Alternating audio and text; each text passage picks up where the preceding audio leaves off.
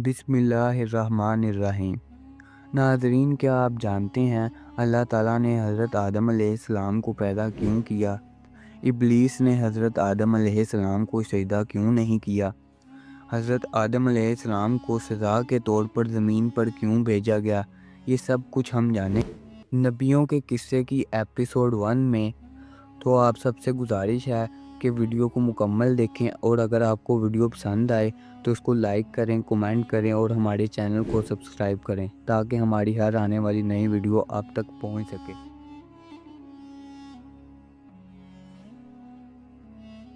अस्सलामुअलैकुम मोहतरम नाजरीन।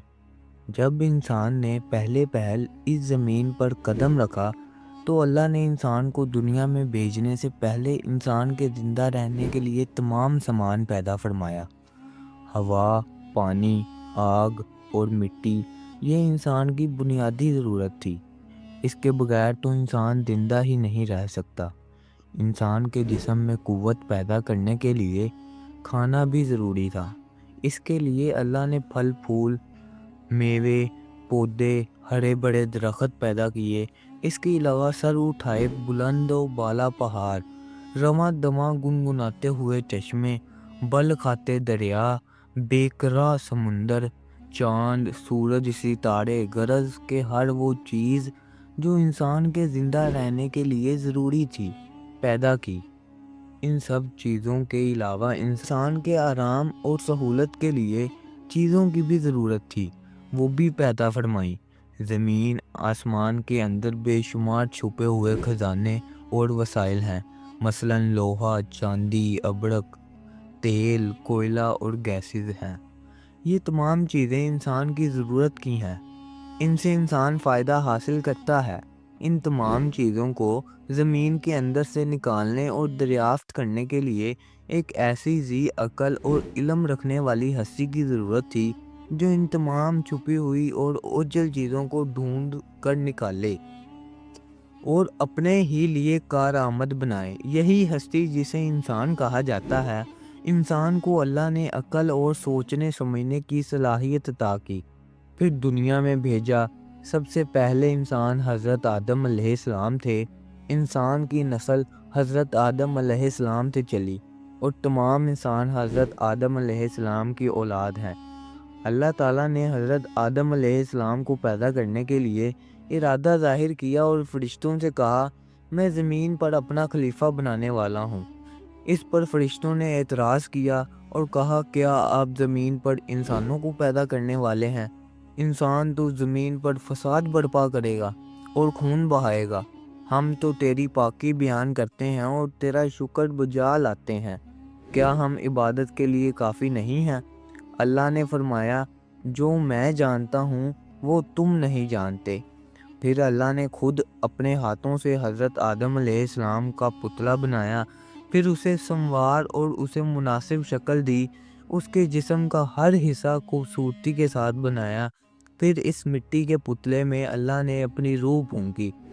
फिर अल्लाह ने फरिश्तों से पूछा कि चीज़ों के नाम बताओ अगर तुम सच्चे हो। फरिश्तों ने जवाब दिया, हम नहीं जानते, सबसे ज़्यादा तो आप जानने वाले हैं। हमको तो बस इतना ही इल्म है जो आपने हमको सिखाया है। आप बड़े इल्म और बरकत वाले हैं। अल्लाह ने आदम से कहा, ए आदम, इन फरिश्तों को इन चीज़ों के नाम बताओ। अल्लाह ने आदम को तमाम चीज़ों के नाम बता दिए तो आदम के इल्म में तमाम बातें आ गईं।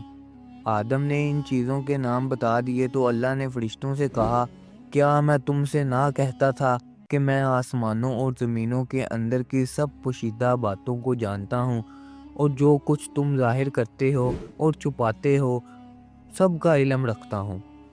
अल्लाह ताला ने फरिश्तों से कहा कि आदम को सजदा करो। तमाम फरिश्तों ने आदम को सजदा किया, लेकिन इब्लीस ने सजदा करने से इनकार कर दिया। वो गुरूर करने वालों में से था। तुझे किस चीज़ ने सजदा करने से रोका जबकि मैंने तुझे हुक्म दिया था? अल्लाह ने पूछा। इब्लीस ने कहा कि आपने इंसान को मिट्टी से बनाया और मुझे आग से पैदा किया। इब्लीस के मानी मायूस और नाउम्मीद होना। इसलिए कहा गया कि जो शख्स अल्लाह से नाउम्मीद होता है وہ ابلیس کے تابع ہوتا ہے۔ جو لوگ ابلیس اور شیطان کے بہکاوے میں آ جاتے ہیں وہ پست ہمت ہوتے ہیں۔ جو فرائض ان کے ذمے ہوتے ہیں وہ ادا نہیں کرتے اور ذلیل و خوار ہوتے ہیں۔ جب ابلیس نے سجدہ کرنے سے انکار کیا تو اللہ نے فرمایا تو آسمان سے اتر، تو نے تکبر کیا اور تو ذلیل و خوار ہوا۔ ابلیس نے کہا کہ مجھے قیامت کے دن تک مہلت دی جائے۔ اس پر اللہ نے فرمایا تجھے مہلت دی گئی۔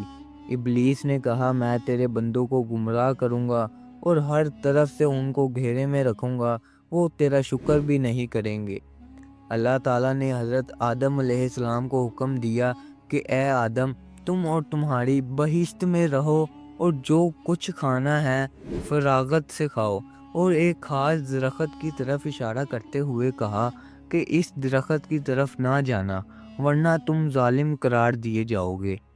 چنانچہ آدم علیہ السلام اور حضرت بی بی ہوا آرام سے رہنے لگے تو شیطان نے دونوں کے دلوں میں وسوسہ ڈالا کہ تمہارے رب نے تم دونوں کو اس درخت کے قریب جانے سے اس لیے منع فرمایا کہ کہیں ایسا نہ ہو کہ تم ہمیشہ ہمیشہ کے لیے زندہ رہنے لگو۔